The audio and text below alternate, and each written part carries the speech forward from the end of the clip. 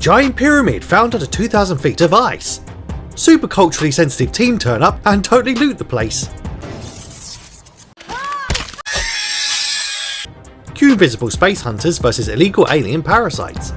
Before descending into a battle of the stunning and brave black girl bosses. And a 5-foot girl guy teaming up with dreadlocked alien super warriors in a movie directed by that bloke what did the god-awful Mortal Kombat and most of them dodgy Resident Evil films. Ha! What could possibly go wrong? Full recap starts now. Begin on what seems to be the day before my 13th birthday. A scientist noticed an energy source lighting up a random sector in Antarctica. Random chocolate lady rock climber somehow doesn't notice a giant fuck off helicopter fly, circle and land right on top of the bloody mountain she's climbing. Really? What, are you retarded?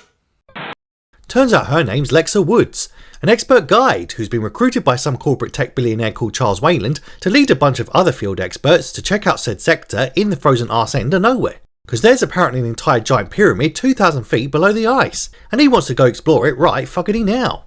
I totally get it. What? Naturally, she's a bit hesitant to lead a group of untrained strangers down into some godforsaken pit housing a giant ancient pyramid, because she's seen them films, and the plums who go down the disturbing shit always get cursed to fuck or haunted by some stinky rotting fella wrapped in bandages and stuff. Correct. Local Scottish soy boy archaeologist, what loves getting his picture taken on outdated digital cameras, totally agrees. But a nearby hotshot Italian linguist tells him to stop being a bunch of pussyholes and nut up already. So they eventually all decide to go take a look anyway for shits and giggles. Gang arrive at coordinates. Prepare to dig a 2,000 foot tunnel under a small mining town what was abandoned 100 years ago when every fucker suddenly disappeared overnight. And before you can say, this'll end well, a local penguin gives the soy boy archaeologist a little fright. As does the revelation that some sneaky team of utter mad lads have beat them all to it, when they find a perfectly dug hole straight down to the pyramid what apparently appeared seemingly overnight. Which is both super weird yet super convenient. Huh, I'll take it. Turns out wrinkly stubborn corporate tech billionaire is sick. Not in the pedo-Nazi sense, but in the fatally about to die of lung cancer way. Oh, thank God. Stunning and brave chocolate girl boss tells his straight white male to shut up banging on about legacy and all that other gay shit, and just stay behind on the boat already. Can't, he says, too bloody stubborn. Also don't want to be bossed about by some ebony skirt half my age. Fair enough. Yeah, I mean, fair enough. Teammate like my mate Jez every weekend after a wild night on Grindr and descend into a deep dark hole. Matron. Dopey security chief somehow doesn't notice a giant fuck off spaceship flying directly over his noggin. This isn't going to end well. Main team revel in the majesty of the ancient temple. Security team revel in the travesty of pathetic deaths, mainly at the hands of invisible alien super hunters who don't seem to give a shit about the concept of fair play, nor how quite dishonourable it is to be fighting puny humans from the shadows with pussy old camo tech. Lame. But shock horror! Team accidentally trip a trap and disturb a millennia-old pregnant black woman from cryogenesis. Boy, is she going to be super cranky when she wakes up.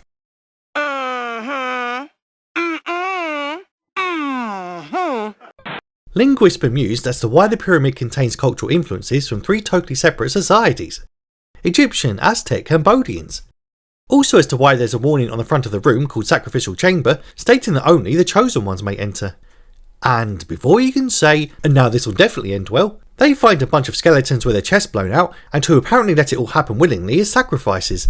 Hey, that's fucked up. Back down below. Feisty black lady is busy popping out fatherless sprogs and presumably hollering about the lack of food stamps up in here. Standard. Team conveniently crack ancient code and unlock a bunch of shooters. Naturally, given they're unlicensed and not bound by any nonsense red flag laws over in this icy patch of no man's land, they snatch them up without having to go through weeks and months of BS ID checks and paperwork forms. Now that's what I'm talking about! Soon get smacked with a dose of instant karma and regret when the pyramid punishes their naughty bout of kleptomania by trapping them inside with a bunch of violent illegal aliens of colour. That's what you get. That's what you fucking get, bitch. Now they all end up like naughty school kids shuffled around by an exhausted teacher, and have all been split up and stuck with people they hate. Congratulations, you played yourself. A bunch of eggs pop up. Breakfast time already? Lol, nope. Throwaway characters whose names may as well be cannon and fodder stuck in sacrifice chamber, and end up face sucked by slow-mo scorpion things what have zero concept of personal space. Which just reminds me of my ex-wife, really, because she too was a clingy toxic creature what lived to suck the soul out of any man she could find. LOL! Anyway, Black Lady Girl Boss reckons it's probably time to get the heck out of Dodge now everyone under her supervision keeps getting lost, killed and molested by alien parasites. Whilst pasty soy boy Scott realises the heat bloom of energy his boss initially detected must have been a trap to lure them all down here for some reason. That reason seemingly being to suck off some random tarts and bust out through their boobies or some shit. Wow. Dreadlocked hunters arrive at their gear stash to find the puny humans have already looted the gaff. What a fucking liberty. And wowzers, what a subversion of expectations. Because usually, it's the tall foreign minorities with dreads that tend to nick everything and possess illegal weapons IRL. Cut to main horde as the team try to find an exit, only to encounter the pissed off predators again cucking out in camo, as the pyramid begins shifting once more and forcing our heroes to split up even further. Oh shit, not good. Not good indeed. Especially for this poor nameless sod, who's now found himself alone in the dark tunnel and promptly attacked off screen by unseen forces. Mainly because this is bizarrely a PG-13 for some reason, and producers have to use every trick in the book to avoid blood and gore in a movie about the long-awaited matchup between the genre's most iconic and savage monsters. You what, mate? Anyway, soy boy Scotty tells his panicking Yankee mate to stop pissing his pants and pull himself together already, because they both have sprogs. So much like trans kid Jazz Jennings, who's already gone the whole hog, they don't quite have the luxury of cucking out and giving up. We're gonna make it out of here. We're surviving this if I have to carry you the whole way. Good luck with that. But turns out the pyramid reconfigures every 10 minutes. So the pair are instantly split up again, and soy boy Scott's big boy promise is instantly rendered a total failure, as the panicky Yank is soon one-shotted by a freaking Xenomorph. And before you can say, oh, why is it taking 57 minutes to get our first full encounter with a freaking Xeno, all bloody hell breaks loose, as the illegal aliens soon start smacking up the predators, and just giving me flashbacks to that time I interned as a prison warden and the cons finally got loose and turned a pedo wing into a fucking slaughterhouse. Damn! The pair get some good licks in on each other, but alas, it's the Xenomorph what finally wins the day after the pred got a bit too cocky, although not without coming away with some super cool new head tats. Nice. Lex and her linguist buddy drag an old and busted Wayland up toward the exit, but the doddery old fool who's already on his last legs decides to nut up and do one of them self-sacrifice things so they can totally escape. But the Predator bro don't really think that there's any honour in yeeting a shriveled up dying bloke who's already at the age of qualifying for a state pension, so just tosses him aside like yesterday's trash. Naturally, the stubborn and already dying old-timer lights him up like a bored immigrant at a New York subway station. And folks, it's finally curtains for Mr. W, who just took a massive L, as a last-minute pyramid shift saves the butts of the protagonists and allows the alien warrior to show off by killing some more pesky Xenopricks. And this time was totally maskless. And before you can say, well, nothing could possibly go wrong there this time, lol, trust me bro, he's suddenly jumped by one of them lonely scorpions with love harassing faces with lots of tight and bony hugs. I think there's been a rape up there. Meanwhile, Italian linguist gives the lowdown on Yautja law. Turns out these fuckers are teeny boppers of the species and are here to hunt the serpents in order to earn their manhood as a rite of passage. As their species once ruled over ancient humans to breed their ultimate prey, also they could fuck around smacking up a bunch of blacks all day. Oh, some shit. Anyway, Scotty Soy Boy is captured and face hugged off screen, and is just bummed he can't even get a selfie of his own impregnation with his beloved digital camera. Fuck my life. Meanwhile, the local girl guide has gone off her rocker, talking about potentially maybe giving the highly trained unstoppable killer alien his gun back what they totally looted earlier. Because the enemy of our enemy is our friend, bro, and we got to make sure them serpents don't get back to the surface and start claiming benefits and shit. Because there's hundreds of the fuckers and will totally bankrupt the country, especially when they inevitably bring up their family and queen to boot. Not on my watch. The Italian, however, just can't believe she's talking about empathising with a deadly immigrant just because he's a lone wolf now and technically the underdog, and just looks at her blankly and wonders why any self-respecting first world country ever let these suicidal fannings vote or hold any kind of political power at all. That's a great question. I've been wondering that myself. Later, they do a big jump over a gap which just results in the hotshot linguist being snatched away by a Xeno. before Lex gets her first kill by accidentally shafting the poor thing in self-defense. Naturally, the last Yautja standing is pretty damn impressed, because yeeting a 7-foot alien with a molesty tongue is no joke, yo, and just thinks these 5-foot boss bitch black ladies must thus be the strongest warriors of their species. So he fashions her a blade and shield out of a nearby Xeno carcass and officially endows her as his new sidekick. So good for you, girl. Go on. Whilst down below, the dead fella's brothers are proper shitting themselves and promptly pay their queenie bird a visit.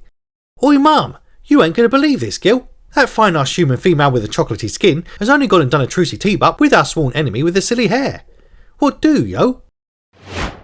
Naturally, they just set about destroying her ancient metal chains, what seemingly haven't rusted over the millennia, to totally free her.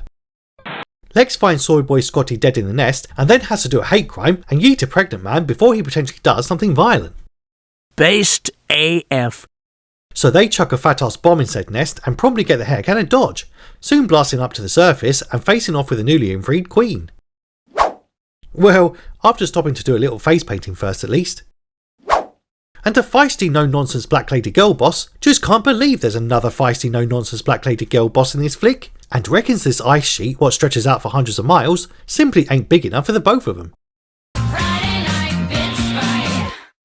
So she starts smacking up this LaQuisha bird like it's 2 AM in a Popeye's chicken lobby. Popeye's chicken is fucking Violent by the looks of it.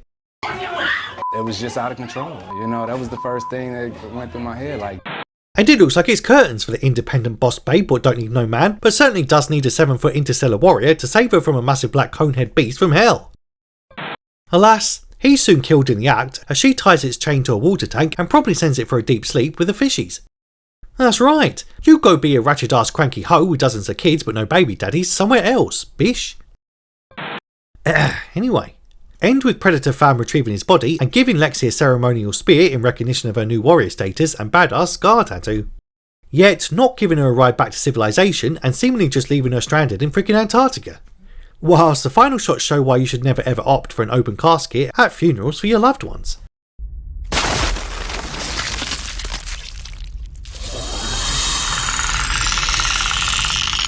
But that dog is ugly! And that's it. That's AVP, Alien vs Predator. Favourite bit?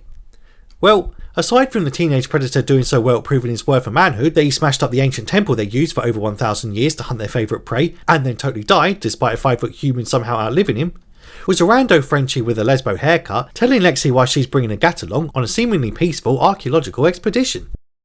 Same principle as a condom. I'd rather have one and not need it than need it and not have one. Oh, good for you! And how was it? I hope it was fucking good because it's useless now, isn't it? Anyway, that's the plot and that's your lot. Like, share and sub so I can finally get monetised and stop having to flog black market VPN accounts to UK Pornhub users on the dark web. Not all heroes wear capes. Comment below, did this flick make you wet your kecks? Or just sob uncontrollably in rage-induced disappointment? Fuck you! Ring that bell thing to stay notified of any future videos. And I'll wisely just stay on the frigging boat and phone up ICE when informed the place is chock full of aliens and predators are with you in the next one.